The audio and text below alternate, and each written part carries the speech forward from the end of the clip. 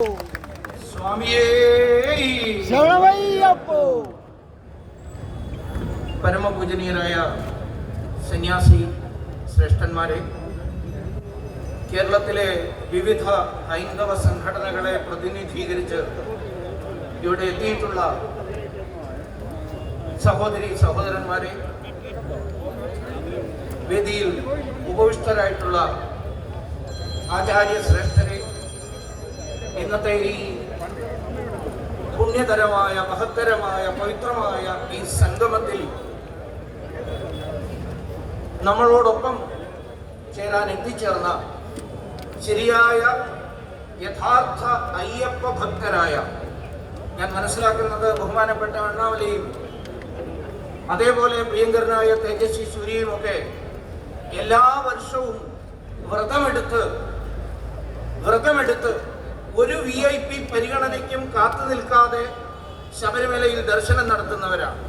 അതുകൊണ്ടാണ് ഞാൻ പറഞ്ഞത്, യഥാർത്ഥ അയ്യപ്പ ഭക്തന്മാരെ പ്രതിനിധീകരിച്ചുകൊണ്ട് കർണാടകത്തിൽ നിന്നും തമിഴ്നാട്ടിൽ നിന്നും എത്തിയ ബഹുമാനപ്പെട്ട അണ്ണാമലയും തേജസ്വി സൂര്യ, എല്ലാവർക്കും എൻ്റെ വിനീതമായ നമസ്കാരം. എന്തു കേൾക്കാനാണോ എന്നറിയാനാണോ നമ്മൾ ഇവിടെ വന്നത്, ഏത് പ്രേരണ ഏറ്റുവാങ്ങാനാണോ ഇവിടെ എത്തിയത്, അത് എല്ലാം നടന്നു കഴിഞ്ഞിരിക്കുകയാണ്. അത്യുജ്വലമായ പ്രഭാഷണങ്ങൾ, പ്രേരണാദായകങ്ങളായ മാർഗദർശനങ്ങൾ എൻ്റെ മുന്നേ ഇവിടെ പ്രസംഗിച്ചതായ ഓരോരുത്തരും പറഞ്ഞു കഴിഞ്ഞിരിക്കുകയാണ്. ദീർഘമായി എന്തെങ്കിലും പറയണം എന്ന് ഞാൻ വിചാരിക്കുന്നില്ല. എന്നോട് ഈ പരിപാടിയിൽ സംബന്ധിക്കണം എന്ന് പറഞ്ഞ ബഹുമാനപ്പെട്ട വത്സൻ തില്ലങ്കേരിയും മറ്റ് പ്രവർത്തകന്മാരും പറഞ്ഞ കാര്യം തന്നെയാണ് അഡ്വക്കേറ്റ് അനിലും ഇപ്പോൾ സൂചിപ്പിച്ചത്. ഒരു പന്തളംകാരൻ എന്ന നിലയ്ക്ക് ഇതിൽ പങ്കെടുക്കണം എന്ന്. അപ്പോൾ അതൊരു പ്രധാനപ്പെട്ട ആദേശമായി ആജ്ഞയായി എനിക്ക് തോന്നി. അതുകൊണ്ടാണ് ഞാനിവിടെ വന്നത്. അതുകൊണ്ട് തന്നെ ഒന്നോ രണ്ടോ കാര്യങ്ങൾ മാത്രം നിങ്ങളോട് സൂചിപ്പിച്ച് ഞാൻ പിൻവാങ്ങിക്കൊള്ളാം. ദൂരങ്ങളിൽ നിന്ന് എത്തിയവരാണ് നിങ്ങളിൽ ഭൂരിപക്ഷം. ഇന്നീ നടക്കുന്നത് ഒരു പ്രതിഷേധ സംഗമമൊന്നുമല്ല. ചിലരൊക്കെ അങ്ങനെ വ്യാഖ്യാനിക്കുന്നു. ആരോ നടത്തിയ ഒരു പരിപാടിക്ക് ബദലായി ഹൈന്ദവ സംഘടനകൾ ഒരു പ്രതിഷേധ സംഗമം നടത്തുന്നു എന്നാണ് പറയുന്നത്. ആരോട് പ്രതിഷേധിക്കാൻ? ആരെ വല്ലതുമൊക്കെ പറഞ്ഞ് മനസ്സിലാക്കിക്കാൻ? മാർക്സിസ്റ്റുകളെ. നമ്മുടെ നാട്ടിലൊരു ചൊല്ല് തന്നെയുണ്ട്, ഒരു പ്രത്യേകതരം മൃഗത്തിന്റെ വാല് അത് വളഞ്ഞേ ഇരിക്കൂ, ഒരിക്കലും അത് നിവർക്കാൻ ആർക്കും സാധ്യമല്ല. ജാതിയാലുള്ളത് തൂത്താൽ പോകില്ല എന്നും പറഞ്ഞു. ഞാൻ ജാതി സംബന്ധമായ കാര്യമല്ല പറയുന്നത്, ജന്മന ഉള്ളത് തൂത്താൽ പോകില്ല എന്ന് പറയും. നേരത്തെ തേജസ്വി സൂര്യ പറഞ്ഞതുപോലെ, വിശ്വസിക്കുന്നത് വൈരുദ്ധ്യാധിഷ്ഠിത ഭൗതികവാദം, പറയുന്നത് മതാതീത ആത്മീയത. എന്തൊരു വലിയ വൈരുദ്ധ്യമാണ് ഇത് തമ്മിലുള്ളത്. നിങ്ങൾ ഒന്നുകിൽ പറയണം, കൃത്യമായി ജനങ്ങളോട് ഏറ്റുപറയണം, ഞങ്ങൾ മെറ്റീരിയലിസ്റ്റുകളല്ല, ഞങ്ങൾ ഭൗതികവാദികളല്ല എന്ന്. എന്നിട്ട് വേണം ആത്മീയതയെ കുറിച്ച് പറയാൻ, എന്നിട്ട് വേണം അക്ഷരത്തെട്ടോട് കൂടിയിട്ടാണെങ്കിലും ഒക്കെ ശരണം വിളിക്കാൻ. ഇന്നലെ ഒരു ശരണം വിളി നമ്മൾ കേട്ടു. കല്ലും മുള്ളും കാലിക്ക് മെത്തയാണോ അതോ അദ്ദേഹം പറഞ്ഞത് അങ്ങനെയായിരുന്നോ? കാലിക്കുത്താന്ന് എഴുതി കൊടുത്ത ആള് ചിലപ്പോ അയാളുടെ അക്ഷരത്തെറ്റാണോ, അത് DTP എടുത്തപ്പോ പറ്റിപ്പോയ പിഴവാണോ എന്താണെന്ന് അറിയില്ല. നമ്മളെ ഹിന്ദിയിൽ ചീത്ത വിളിച്ചതാണോ എന്ന് എനിക്ക് സംശയമുണ്ട്. കാലിക്കുത്ത എന്നാണ്, അങ്ങനെ വല്ലതും ആണോ എന്ന് എനിക്ക് സംശയം. ആ കൂട്ടത്തിൽ തന്നെ മറ്റൊരു മഹാത്മാവ്, അതായത് തിരുവിതാംകൂറിലെ മുഴുവൻ ദേവസ്വം വക ക്ഷേത്രങ്ങളുടെയും ചുമതല വഹിക്കുന്ന ഒരു നേതാവ്, അദ്ദേഹം പ്രസംഗിച്ച ആവേശം കൊണ്ട് അവസാനം നിർത്തുമ്പോൾ ഒരു ശരണവിളി വിളിച്ചു. ശരണം വിളിക്കാൻ തുടങ്ങുമ്പോഴാണ് അദ്ദേഹം മനസ്സിലാക്കിയത് പിറകിൽ ആക്ഷൻ കിങ്ങിരിപ്പുണ്ട്. പ്രത്യേകതരം ആക്ഷൻ കാണിച്ച് ജനങ്ങളെ മുഴുവൻ പേടിപ്പിക്കുന്ന നമ്മുടെ ബഹുമാന്യരായ അതേ ആക്ഷൻ കാണിച്ച് കൈയടിക്കുന്നതാണ്. അതുകൊണ്ട് ആക്ഷനെ കുറിച്ച് പെട്ടെന്ന് ഓർത്തു. അതുകൊണ്ടായിരിക്കാം സ്വാമിയേ അയ്യപ്പോ, അതായത് മുദ്രാവാക്യം വിളിക്കുന്നതിൽ എങ്ങനെയാണ് ശരണം വിളിക്കുന്നതെന്ന് അറിയാൻ വേഷം മാറിയിട്ടെങ്കിലും ഇതേപോലെ ഉള്ള പരിപാടിയിൽ വന്നൊന്ന് കാണണം, മനസ്സിലാക്കണം. ഇതിന്റെ തുടക്കത്തിൽ മന്ത്രവിശുദ്ധിയോടുകൂടി വിളിക്കണം. ശരണമയ്യപ്പ എന്നത് നവാക്ഷരി മന്ത്രമാണ്. അത് എങ്ങനെയെങ്കിലും ഉച്ചരിക്കേണ്ടതല്ല, എന്തെങ്കിലുമൊക്കെ ആക്ഷൻ കാണിച്ച് ഉച്ചരിക്കേണ്ടതല്ല. ആ കൂട്ടത്തിൽ തന്നെ അവിടെ ഒരു പ്രഭാഷണം നടന്നു, ഒരു പ്രസംഗം. സത്യത്തിൽ ഹിന്ദു സമൂഹത്തിന്റെ മുഖത്ത് കാർക്കിച്ചു തുപ്പുന്ന വിധത്തിലാണ്. അയാളെന്തോ ഔദാര്യം തരികയാണ് നമുക്ക്, ഇട്ടെറിഞ്ഞു തരുന്ന ഔദാര്യമാണ് അത്ര ക്ഷേത്രഭരണം. ഞങ്ങൾക്ക് വേണ്ടിയിട്ടൊന്നുമല്ല, നിങ്ങൾ ഭരിച്ചു മുടിച്ചത് കൊണ്ട് ഇവിടുത്തെ ജനങ്ങൾ ഞങ്ങളോട് പറഞ്ഞ് ദേവസ്വം ബോർഡ് ഉണ്ടാക്കി ഭരിക്കാൻ. ഈ മനുഷ്യന് ചരിത്രവും അറിയില്ല. കേരളത്തിലെ ദേവസ്വം ബോർഡ് എങ്ങനെ നിലവിൽ വന്നതാണ്? നിലവിൽ വരാനുള്ള കാരണം എന്തായിരുന്നു? മൺട്രോ എന്നൊരാളെ കുറിച്ച് കേട്ടിട്ടുണ്ടോ? ഇദ്ദേഹം ദേവസ്വ ഭരണ സംവിധാനം കൊണ്ടുവരുന്നതിന് വേണ്ടിയും അവിടെ നിന്ന് ക്ഷേത്ര ഭരണത്തിന്റെ മേലെ പിടിമുറുക്കാനും ക്ഷേത്ര സ്വത്തുകൾ കൈയാളാനുമുള്ള ഗൂഢമായ ബ്രിട്ടീഷ് പരിശ്രമം അതിന്റെ പിന്നിലുണ്ടായിരുന്നു. എന്നിട്ടിപ്പോ നമ്മളോട് പറയുന്നത് എന്താ? ഞങ്ങൾ ഔദാര്യം കൊണ്ട് നിങ്ങളെ നന്നാക്കാൻ. ഏതാണ്ട് സായിപ്പും ഇത് തന്നെയാണ് പണ്ട് പറഞ്ഞത്. സായിപ്പ് നമ്മളെ ഭരിക്കുന്നത് തന്നെ ഒരുതരം ഔദാര്യമാണ്, ഒരുതരം ഔദാര്യം. എന്താ ഔദാര്യം? White men's burden. അതേപോലെ ഇപ്പൊ റെഡ് മെൻസ് ബർഡൻ ആണ് നമ്മളെ നന്നാക്കുക, കേരളത്തിലെ ഹിന്ദുക്കളെ ഒന്ന് മെച്ചപ്പെടുത്തുക, മനുഷ്യരാക്കുക എന്ന കർത്തവ്യം ഏറ്റെടുത്താണ് അത്രേ ഇദ്ദേഹം ഇത്ര ത്യാഗം സഹിക്കുന്നത്. എന്തൊരു വലിയ ത്യാഗമാണ്! എത്ര രൂപയാ പാവം നമുക്ക് തന്നുകൊണ്ടിരിക്കുന്നത്. ഇവിടെ സൂചിപ്പിച്ചു, വഴിയുണ്ടാക്കി, റോഡുണ്ടാക്കി, കുളമുണ്ടാക്കി, എന്തെല്ലാം ഉണ്ടാക്കി നമുക്ക് തന്നു. എന്നിട്ടും തൃപ്തി വരുന്നില്ല. നിങ്ങൾ പറയുന്നത് ക്ഷേത്രഭരണം മോചിപ്പിക്കണമെന്നാണല്ലോ പറയുന്നതെന്നാണ് സൂചിപ്പിക്കുന്നത്. ഈ നിലയിലുള്ള നിലപാടെടുക്കുന്ന ആള് സത്യത്തിൽ ഞാൻ പറഞ്ഞത് നമ്മുടെയൊക്കെ മുഖത്ത് കാർക്കിച്ചു തുപ്പുകയാണ്. നമ്മുടെയൊക്കെ മുഖത്ത് കാർക്കിച്ചു തുപ്പുന്ന വിധത്തിലാണ് ഈ ഔദാര്യ പ്രഖ്യാപനം നടത്തുന്നത്. ഇതിന് സാധാരണ നമ്മുടെ നാട്ടും പുറത്തൊക്കെ ഒരു പറച്ചിലുണ്ട്, അല്പത്തം പറയുക എന്ന്. അതുകൊണ്ട് എനിക്ക് ഇത്തിരി കടുത്ത വാക്കാണെങ്കിൽ പോലും അയ്യപ്പ സംഗമമാണോ അവിടെ നടന്നത്, ഈ പറഞ്ഞ സംഗമമാണോ നടന്നത്? ഏതാണ്ട് വൃത്തമൊക്കെ ചേർന്ന് വരും, അല്പസംഗമം അതാണ് നടന്നത് എന്നെനിക്ക് തോന്നാറുണ്ട്. അതാണ് ഇത്തരം കാര്യങ്ങൾ പറയുകയും പ്രവർത്തിക്കുകയും ചെയ്യുന്ന ആളുകൾ ഇവിടുത്തെ ഹിന്ദു സമൂഹത്തെ മുച്ചൂടും തകർക്കാൻ വേണ്ടിയിട്ടുള്ള പരിശ്രമത്തിൽ ഏർപ്പെട്ടിരിക്കുകയാണ്. അത് എത്രയോ കാലമായി തുടർന്നുകൊണ്ടിരിക്കുകയാണ്, എത്രയോ കാലമായി.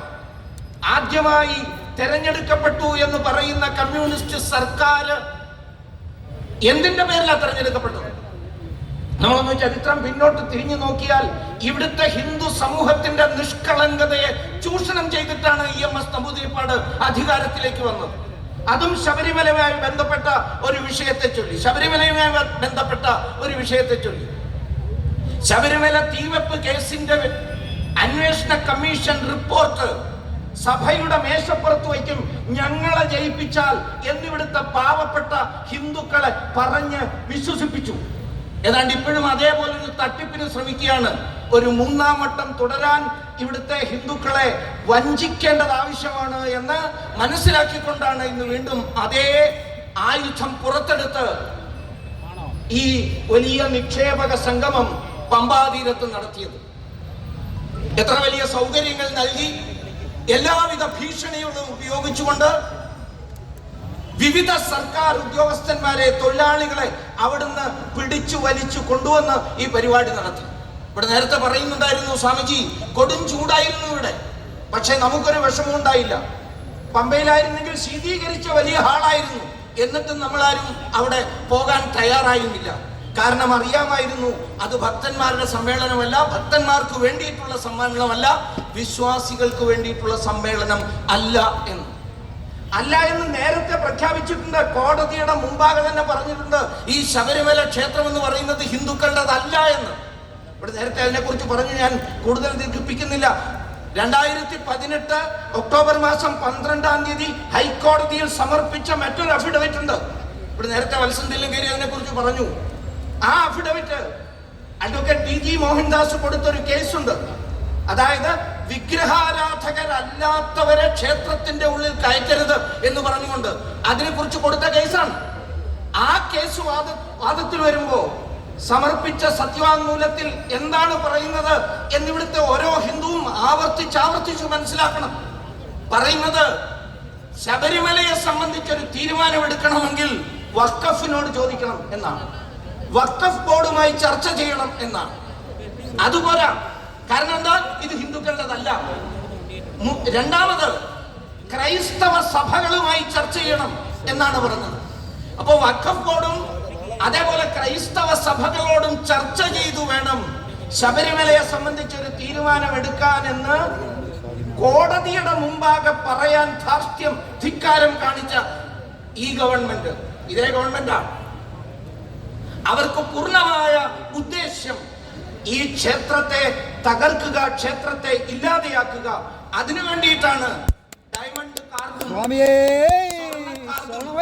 വെള്ളിക്കാർഡും ഒക്കെ കൊടുത്ത് 1 കോടി തരികയാണെങ്കിൽ ഇത്ര നേരം ശബരിമല ശ്രീകോവിലിന്റെ മുമ്പാകെ നിൽക്കാനുള്ള അവസരം കൊടുക്കും, അത്രയും തരാം.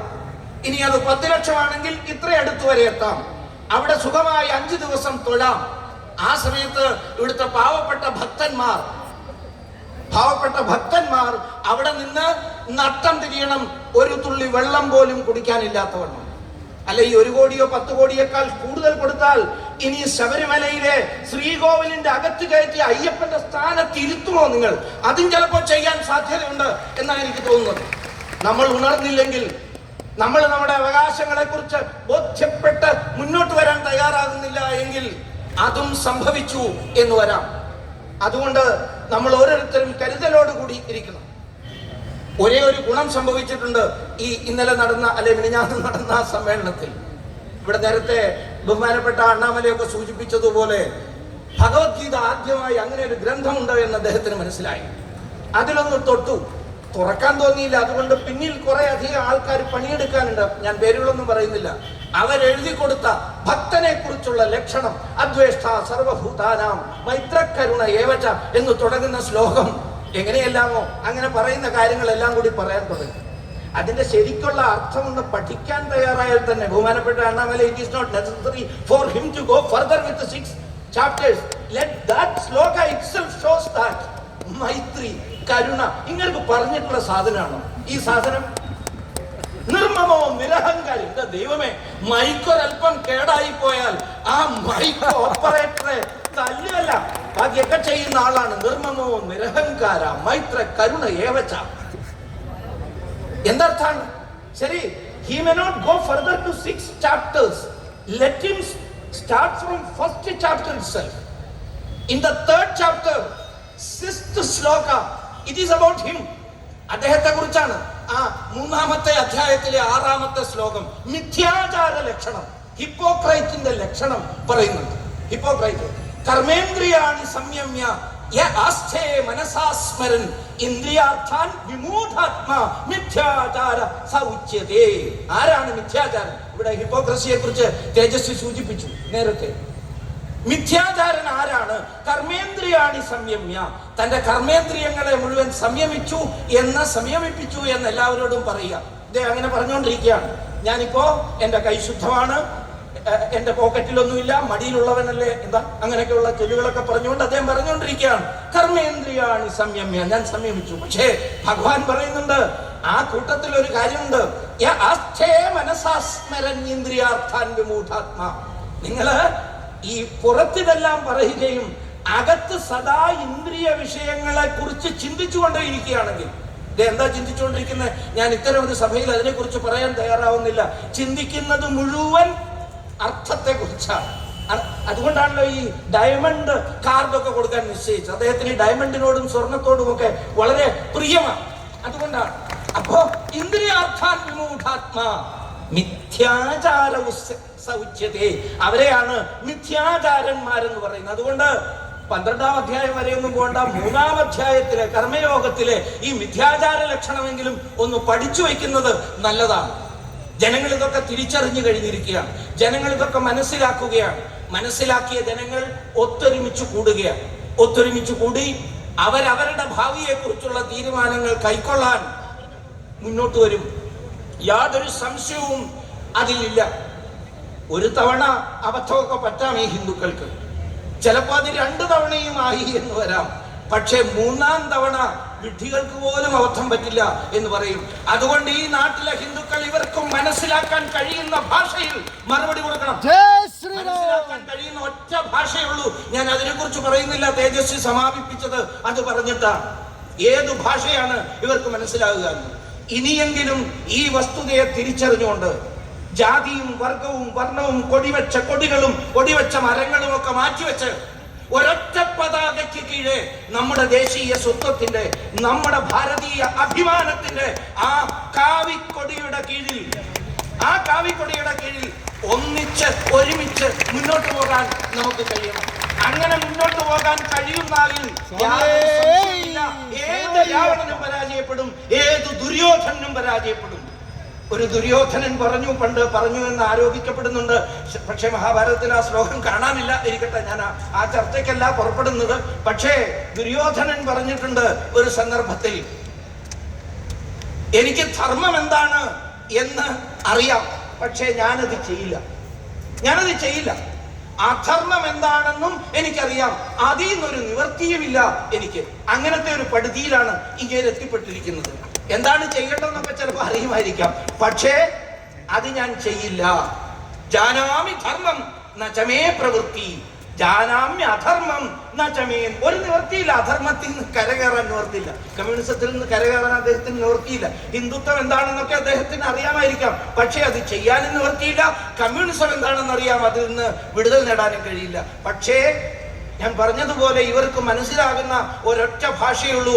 ആ ഭാഷ ഒരു കൂർത്തുമൂർത്ത ശക്തമായ അസ്ത്രമാണ്.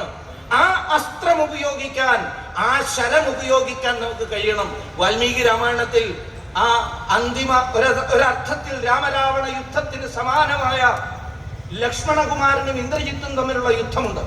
ആ യുദ്ധത്തിൽ ആദ്യഘട്ടത്തിൽ മായായുദ്ധത്തിൽപ്പെട്ട് ലക്ഷ്മണൻ മൂർച്ഛിതനാവുന്നുണ്ട്. മൃതസഞ്ജീവനിയൊക്കെ കൊണ്ടുവന്ന് വീണ്ടും ജീവൻ കിട്ടി. ലക്ഷ്മണൻ യുദ്ധം ചെയ്യുകയാണ് രാവണ സമാനനായ ഇന്ദ്രജിത്തിനോട്. ഇന്ദ്രനെ പരാജയപ്പെടുത്തി കൊണ്ടുവന്ന അച്ഛന്റെ സിംഹാസനത്തിന്റെ കാലിൽ കെട്ടിയിട്ട മഹാപരാക്രമി ലക്ഷ്മണനോട് ഏറ്റുമുട്ടുമ്പോ അവസാനം ലക്ഷ്മണനൊരു ശരമെടുത്ത് നെഞ്ചോട് ചേർത്ത് വെച്ച് ഒരു മന്ത്രം ജപിച്ചു. അത് വാരുണാസ്ത്രമായിരുന്നില്ല, നാരായണാസ്ത്രവുമായിരുന്നില്ല. ആ അസ്ത്രം ജപിച്ച് അദ്ദേഹം അയക്കാൻ തയ്യാറായത് രാമമന്ത്രമാണ്. ആ രാമമന്ത്രമാണ് നമുക്കും ജപിക്കാനുള്ളത്. എന്താണ് ആ രാമമന്ത്രം? സത്യാത്മാ ധർമാത്മാ സത്യസന്ധശ്ച രാമോ ദാശരഥിർയതി പൗരുഷേച പ്രതിദ്വന്ദ്വസ്ത ശരൈനം ജഹി രാവണി. എന്റെ ജ്യേഷ്ഠനായ ധർമാത്മാവായ രാമൻ സത്യസന്ധനാണെങ്കിൽ, ധർമാത്മാവാണെങ്കിൽ, ഹേ ശരമേ പോയി കൊന്നു വെന്ന് തിരിച്ചു വാ എന്ന് പറഞ്ഞിട്ട് ഒരു ശരം വഹിക്കുന്നുണ്ട്. വാൽമീകി രാമായണത്തിലെ വികാര നിർഭരമായ ഒരു രംഗമാണ്. ആ ശരമാണ് പോയി ഇന്ദ്രജിത്തിനെ, രാവണപുത്രനെ കൊന്നു തിരിച്ചു വരുന്നത്. ഏതാണ്ട് അതേപോലെ നമ്മുടെ ഈ പാരമ്പര്യം, വിശുദ്ധമായ പാരമ്പര്യം, അയ്യപ്പ ഭഗവാൻ പ്രതിനിധാനം ചെയ്യുന്ന ആ പാരമ്പര്യം, തത്വമസി എന്ന ആ മഹത്തരമായ തത്വത്തെ നമുക്ക് തന്ന ആ മഹാദർശനത്തിന്റെ പ്രതീകമായ അയ്യപ്പ ഭഗവാൻ അത് സത്യമാണെങ്കിൽ, അയ്യപ്പൻ സത്യമാണെങ്കിൽ, ഈ ധർമ്മം സത്യമാണെങ്കിൽ, നമ്മുടെ പാരമ്പര്യം സത്യമാണെങ്കിൽ, ത്യാഗത്തിലും സേവനത്തിലൂടെയും വളർന്നു വന്നതാണ് ഈ മഹത്തായ പാരമ്പര്യമെങ്കിൽ, ഒരു കമ്മ്യൂണിസ്റ്റുകാരനും ഒരു മാർക്സിസ്റ്റുകാരനും ഈ ക്ഷേത്രങ്ങളെയും അയ്യപ്പ പാരമ്പര്യത്തെയും തടയാനോ തടുക്കാനോ കഴിയില്ല. അവരെ ഇല്ലാതാക്കുക തന്നെ ചെയ്യും. അതിനുവേണ്ടി ദൃഢപ്രതിജ്ഞതരായി മുന്നോട്ട് പോകാൻ നമ്മൾ ഓരോരുത്തരും സന്നദ്ധരാക്കണം. ഈ അയ്യപ്പ സംഗമം ആഹ്വാനം ചെയ്യുന്നത് നമ്മളോടാണ്. ആരെങ്കിലും എന്തെങ്കിലും ചെയ്യണം എന്നുള്ള കാര്യമല്ല. നമ്മൾ ചെയ്താലേ മതിയാവുകയുള്ളൂ. അത് ചെയ്യാൻ സന്നദ്ധരായി മുന്നിട്ടിറങ്ങുവാനുള്ള വിനീതമായ അഭ്യർത്ഥനയോടുകൂടി എന്റെ ഈ വാക്കുകൾ അയ്യപ്പ തൃപ്പാദങ്ങളിൽ, ഭൂതാദിനാഥന്റെ ആ തൃപ്പാദങ്ങളിൽ സമർപ്പിച്ച് പിൻവാങ്ങുന്നു. വന്ദേ മാതരം. സ്വാമിയേ. അടുത്തത്